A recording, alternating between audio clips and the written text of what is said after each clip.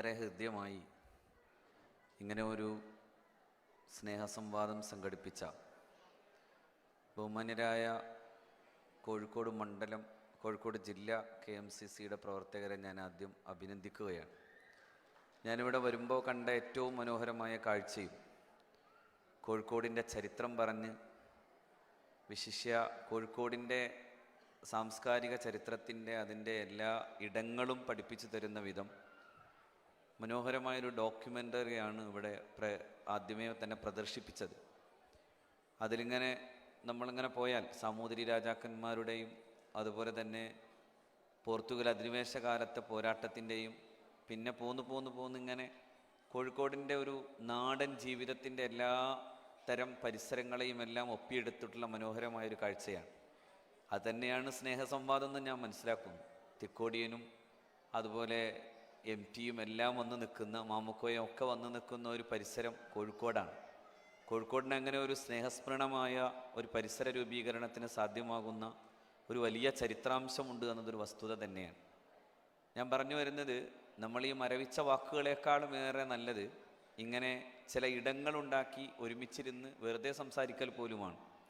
യഥാർത്ഥത്തിൽ ഈ മതം, സംസ്കാരം, സഹിഷ്ണുത എന്നൊക്കെ പറയുന്നത് ഈ നമ്മൾ അനാവശ്യമായി എടുത്തുപയോഗിക്കുകയും പലപ്പോഴും എന്താണോ ആ പദങ്ങളുടെ, ആ സംജ്ഞകളുടെ ആശയങ്ങൾ എന്നതിനെക്കുറിച്ച് വേണ്ട പോലെ മനസ്സിലാക്കാതെ വല്ലാതെ ആരോപണ വിധേയമാക്കപ്പെട്ട ഒന്നാണ് മതം, സംസ്കാരം എന്നൊക്കെ പറയുന്നത്. എന്താണ് അത് ഉൾക്കൊള്ളുന്നത് എന്നതിനെക്കുറിച്ചല്ല, അതൊക്കെ ഒരു തരം അതിർത്തി നിശ്ചയിച്ച ഒരുതരം ആചാരവും ഒരുതരം ചില പ്രത്യേക വിശ്വാസ സംഹിതകളും എന്നതിലേക്ക് മാത്രം അതിനെ ഒതുക്കി എന്നതാണ് പലപ്പോഴും നമുക്ക് സംഭവിച്ചൊരു ദുര്യോഗം. അതിൻ്റെ ഉള്ളടക്കം എന്താണ് എന്ന് നമ്മൾ പഠിക്കുന്നില്ല. ഞാൻ മനസ്സിലാക്കുന്നത്, മതമെന്ന് പറയുമ്പോൾ തന്നെ നമ്മൾ പഠിക്കേണ്ടത് മതം ശരിക്ക് എന്തിനെയാണ് ലക്ഷീകരിക്കുന്നത്. ശരിക്കു പറഞ്ഞാൽ അത് മനസ്സിനെ നവീകരിക്കാനുള്ളൊരു പദ്ധതിയാണ്. അതുകൊണ്ടാണ് ഇപ്പം മതവിശ്വാസി പോലും അല്ലാതിരുന്ന വളരെ സ്കെപ്റ്റിക്കാണെന്ന് പറയാൻ പറ്റുന്ന ഒരാളാണ് പണ്ഡിറ്റ് ജവഹർലാൽ നെഹ്റു. മതവിശ്വാസത്തെക്കുറിച്ച് അതായത് മതത്തെക്കുറിച്ച് അദ്ദേഹം ഒരു മനോഹരമായൊരു പ്രബന്ധം എഴുതുന്നുണ്ട്. വാട്ട് ഈസ് റിലീജിയൻ എന്നാണ് അതിൻ്റെ തലക്കെട്ട് തന്നെ. എന്താണ് മതം? എന്നിട്ട് നെഹ്റു പറയുന്നത്, ഞാനിങ്ങനെ ആലോചിച്ച് പോകാൻ, നെഹ്റു അതിമനോഹരമായിട്ട് മതത്തെ നിർവചിച്ചു. നെഹ്റു പറഞ്ഞു, probably it consist of the inner development of individuality and the evolution of his consciousness to a certain direction which is considered good എന്നാണ്. അതായത് മനുഷ്യൻ്റെ ആന്തരികമായ അവൻ്റെ സ്വഭാവത്തെ നന്മയിലേക്ക് പരിവർത്തനം ചെയ്യിപ്പിക്കുന്നതെന്തോ അതാണ് മതം. മനുഷ്യൻ്റെ ആന്തരികമായ വ്യക്തിത്വത്തെ നന്മയിലേക്ക് പരിവർത്തിപ്പിക്കുന്നതെന്തോ അതാണ് മതം. അങ്ങനെ വിശ്വസിക്കാൻ കഴിയാതെ പോകുന്ന ഒരു വലിയ ഒരു വൃത്തത്തിലൊതുങ്ങുന്ന മതമാക്കി നമ്മളെല്ലാം മതത്തെ മനസ്സിലാക്കുന്നു. പ്രവാചകൻ തിരുമേനി സ്വല്ലല്ലാഹു അലൈഹി വസല്ലമയോട് ഒരിക്കൽ എന്താണ് മതമെന്ന ഇതേ ചോദ്യം ചോദിക്കപ്പെടുന്നുണ്ട്. മദ്ദീനു യാ റസൂലല്ലാ, എന്താണ് പ്രവാചകരെ മതം? ഞാൻ പറയണത് അവ്യക്തമുണ്ടോ? ശബ്ദത്തിൽ എന്തോ ഒരു ചെറിയൊരു പ്രശ്നമുണ്ട്. ഞാൻ അടുപ്പിച്ചപ്പോൾ കൂടുതൽ കുഴപ്പമായിട്ടാണ് തോന്നിയത്. എന്താണ് പ്രവാചകരെ മതം എന്ന ചോദ്യത്തിന് പ്രവാചകൻ പറഞ്ഞ മറുപടി ഇതായിരുന്നു: മതം എന്നാൽ ഹുസ്നുൽ ഖുൽഖാണ്. അദ്ദീനു ഹുസ്നുൽ ഖുൽഖ്, ഏറ്റവും ശ്രേഷ്ഠമായ സ്വഭാവമാണ് മതം. അപ്പോൾ ചോദ്യകർത്താവിന് വീണ്ടും സംശയം, മതം നമസ്കാരല്ലേ, നോമ്പല്ലേ, അങ്ങനെ തുടങ്ങണ്ടേ? മതം ഇന്ന ആരാധനകളിൽ കെട്ടിയിടപ്പെട്ട ഒന്നല്ലേ? പക്ഷെ പ്രവാചകൻ വീണ്ടും അതേ ഉത്തരം തന്നെ നൽകി. അവസാനം അദ്ദേഹം തിരിച്ച് വീണ്ടും ആ ചോദ്യം ആവർത്തിക്കുന്നു എന്ന് വന്നപ്പോൾ പ്രവാചകൻ ഇങ്ങനെ പറഞ്ഞു: അമാ തഫ്ഖഹു, നിനക്ക് മനസ്സിലായില്ലേ? എങ്കിൽ ഞാൻ പറയാം, അദ്ദീനു അല്ലാ തഗ്ലബ, നിനക്ക് കോപം വരാതിരിക്കുന്നിടത്താണ് മതം, ദേഷ്യം വരാതിരിക്കുന്നിടത്താണ് മതം, സ്വാർത്ഥത വരുന്നിടത്താണ് മതം നഷ്ടപ്പെടുന്നത്. ഇപ്പം എം ടി 2 ദിവസം മുമ്പാണ് മരിച്ചത്. സത്യത്തിൽ എം ടിയുടെ ഏറ്റവും മനോഹരമായ ചില വാക്കുകൾ ഞാൻ ഓർക്കുകയാണ്. ഇപ്പം എം ടി അദ്ദേഹത്തിൻ്റെ കാലം അവസാനിപ്പിക്കുമ്പോൾ സുമിത്രയോട് വാസു ചോദിക്കുന്നൊരു ചോദ്യമുണ്ട്. എനിക്ക് നിന്നെ ഇഷ്ടമായിരുന്നു. പ്രണയത്തിൻ്റെ ഏറ്റവും അവസാനത്തെ തുരുമ്പി പിടിക്കുകയാണ് വാസു. എനിക്ക് നിന്നെ ഇഷ്ടമായിരുന്നു. സേതു വാസു ആയിപ്പോയതാണ്. കാരണം വാസു എന്ന് പറയുന്നത് ശരിക്കും പറഞ്ഞാൽ എം ടി വാസുദേവൻ നായരാണ്. പക്ഷേ വാസുവിലൂടെയാണ് സേതു കഥ പറഞ്ഞു തുടങ്ങുന്നത്. അതുകൊണ്ട് തന്നെ സേതു ചോദിക്കുകയാണ്, എനിക്ക് നിന്നെ ഇഷ്ടമായിരുന്നു. സുമിത്ര തിരിച്ചു പറയുന്നൊരു വർത്താനമുണ്ട്, സത്യത്തിൽ സേതുവിന് എന്നെ അല്ലായിരുന്നു ഇഷ്ടം, സേതുവിന് ആകപ്പാടെ ഇഷ്ടം സേതുവിനെ മാത്രമായിരുന്നു. നമുക്കെല്ലാം ഉള്ള പ്രശ്നം അതാണ്, നമുക്ക് നമ്മെ മാത്രമേ ഇഷ്ടമുള്ളൂ. ഈ സ്വാർത്ഥതയിൽ നിന്നാണ് പല കുഴപ്പങ്ങളും സത്യത്തിലുണ്ടാവുന്നത്. വെറുതെ പറയാണ്, നമുക്ക് ഇങ്ങനെ സ്നേഹം അല്ലെങ്കിൽ പ്രണയം എന്നൊക്കെ പറയുമ്പോഴും അവനവൻ്റെ സ്വാർത്ഥതയാണ് കുഴപ്പം. ആ സ്വാർത്ഥതയ്ക്ക് നേരെയാണ് പ്രവാചകൻ പറഞ്ഞത്, മതം എന്നാൽ നിനക്ക് ദേഷ്യം വരാതിരിക്കുന്നിടത്താണ് മതം. ആ ദേഷ്യം വരാതിരിക്കുന്നിടത്താണ് മതം എന്നിടത്താണ് അതിൻ്റെ ശരിയും. അതുകൊണ്ടാണ് ലോകത്തെല്ലായിടത്തെയും മതാചാര്യന്മാരുടെ പ്രാർത്ഥനകളിലെമ്പാടും നമുക്ക് കാണാൻ സാധിക്കുന്നത് ഈ ഇത്തരം സ്വാർത്ഥതകൾക്കെതിരായി സമാധാനത്തിന് വേണ്ടിയുള്ള പ്രാർത്ഥനകളാണ്. ദൈവമേ, ഞങ്ങൾക്ക് ഒരുമിച്ചിരിക്കാൻ സാധ്യമാകണമേ. ഓം സഹനാവവതു സഹനോ ഭുനക്തു സഹവീര്യം കരവാവഹൈ തേജസ്വിനാവധീതമസ്തു മാ വിദ്വിഷാവഹൈ. ഓം ശാന്തി ശാന്തി ശാന്തി. എന്ത് രസമാണ്!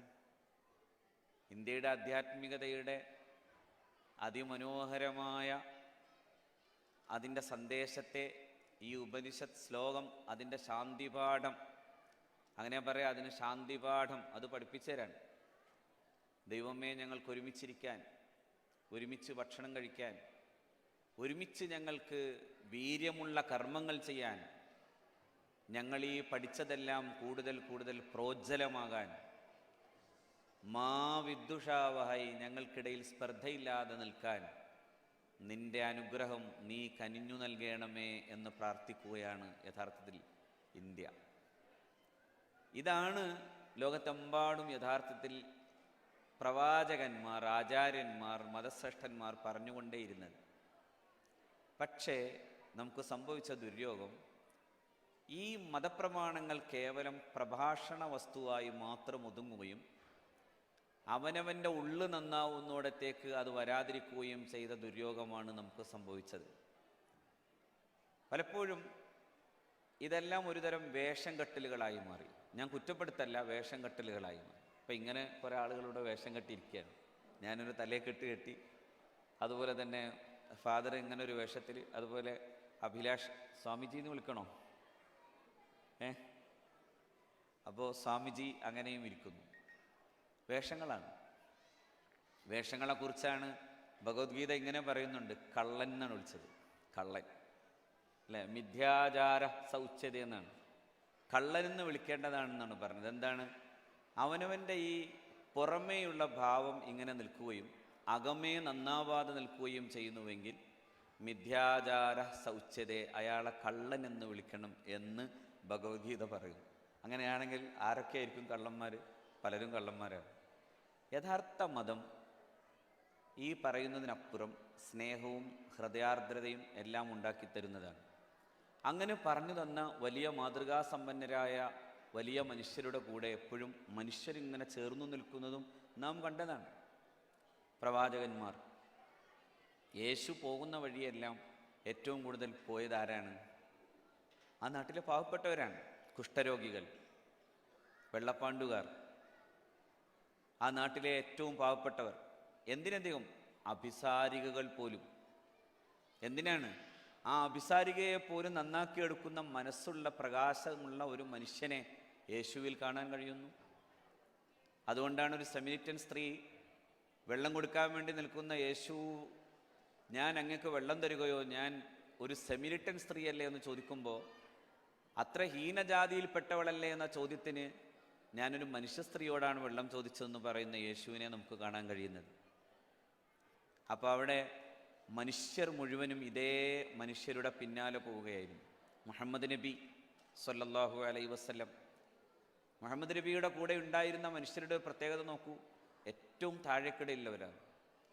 കറുത്ത വർഗ്ഗക്കാരനായ ബിലാൽ, മാറ്റി നിർത്തപ്പെടേണ്ട ബിലാലിൻ്റെ കൈപിടിച്ചിട്ടാണ് മുഹമ്മദ് നബി സ്വല്ലല്ലാഹു അലൈഹി വസല്ലമ തങ്ങൾ കഅബയിലേക്ക് അതിൻ്റെ ഉച്ചിയിൽ നിന്ന് ബാങ്കുലി മുഴക്കാൻ വേണ്ടി പറയുന്നത്.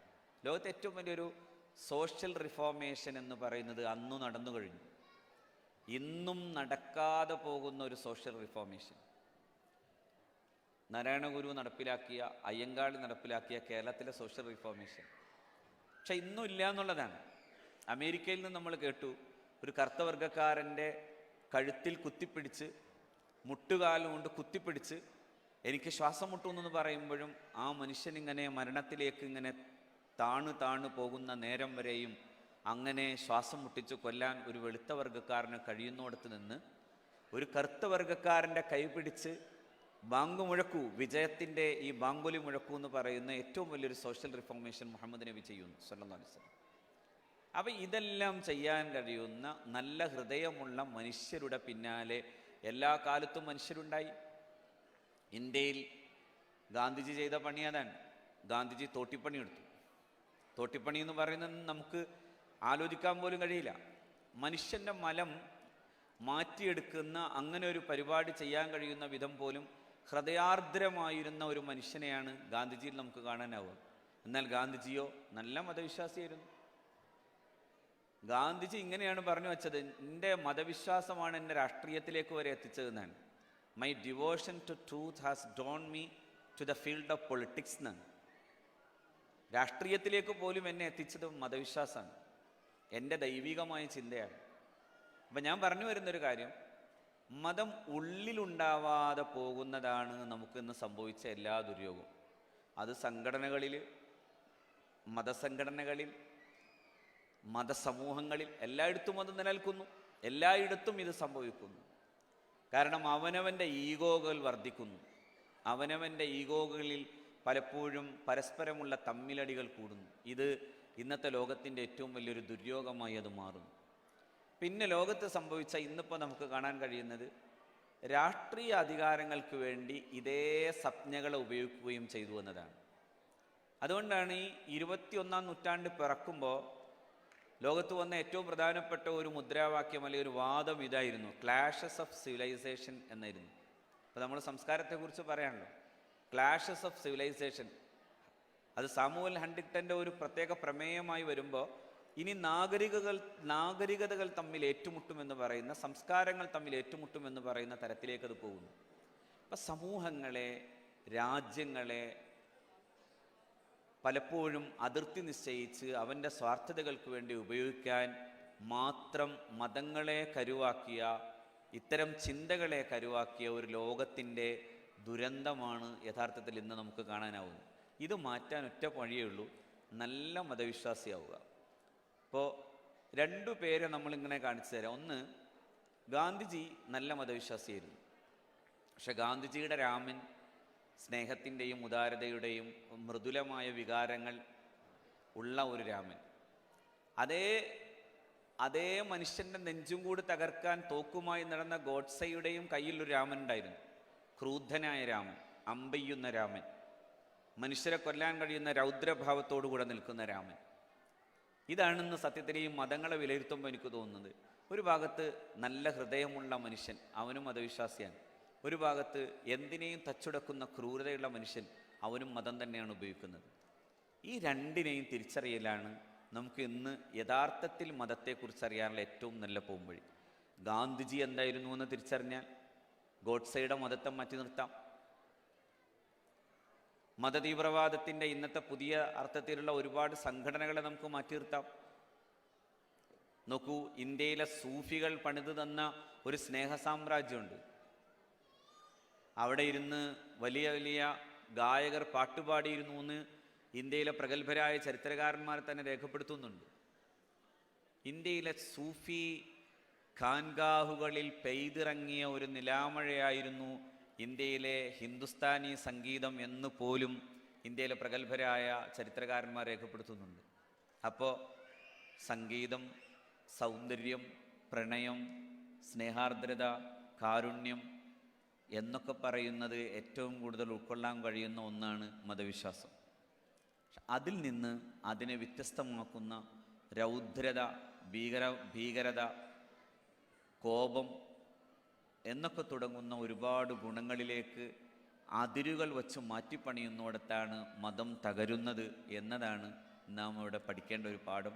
ഇൻഷാ അല്ലാഹ് നമുക്ക് ഈ ചർച്ചകൾ തുടരാം. ഈ സംവാദം സംവാദമൊന്നും പറയാതിരിക്കലാണ് നല്ലതെന്ന് തോന്നുന്നു. നമുക്കിങ്ങനെ ഒരു സംവേദനം നടത്താം, പരസ്പരം ഇങ്ങനെ പറഞ്ഞുകൊണ്ടേയിരിക്കാം.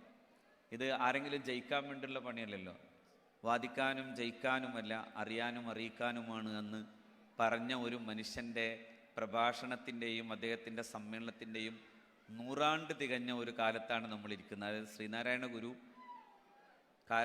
ആലുവയിലെ മണപ്പുറത്ത് നിന്നാണ് അദ്ദേഹം ഈ ഒരു വർത്തമാനം പറഞ്ഞത്. എല്ലാ മതവിഭാഗങ്ങളിൽപ്പെട്ട ആളുകളെയും കൂട്ടിയ ഒരു സർവ്വമത മഹാസമ്മേളനം വിളിച്ചു ചേർത്തിട്ടാണ് 1924 അദ്ദേഹം പറഞ്ഞു, ഈ പറയപ്പെടുന്ന എല്ലാവരെയും ചേർത്ത് വച്ചത് വാദിക്കാനും ജയിക്കാനുമല്ല, അറിയാനും അറിയിക്കാനുമാണ്. നമുക്കറിയാനും അറിയിക്കാനും വേണ്ടി പരസ്പരം ഇരിക്കാൻ ഇങ്ങനെ ഒരു വേദി ഒരുക്കിയ പ്രിയപ്പെട്ട KMCCയുടെ പ്രവർത്തകരെ, കോഴിക്കോട്ടെ എൻ്റെ പ്രിയപ്പെട്ട സുഹൃത്തുക്കളെ പ്രത്യേകം അഭിനന്ദിക്കുന്നു. ഞാൻ എൻ്റെ വാക്കുകൾ അവസാനിപ്പിക്കുന്നു.